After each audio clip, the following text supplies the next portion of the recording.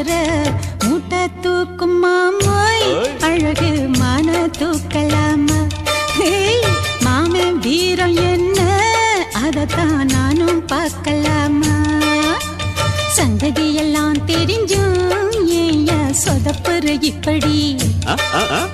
சங்கதியெல்லாம் தெரிஞ்சும் ஏயா சொதப்புற இப்படி சொர்க்க வாசல் கதவு உனக்கு கிட்டத்தானே இருக்கு உள்ள வந்து பாரு கிடைக்கும் தேவைப்பட்ட சரக்கு எப்படி எப்படி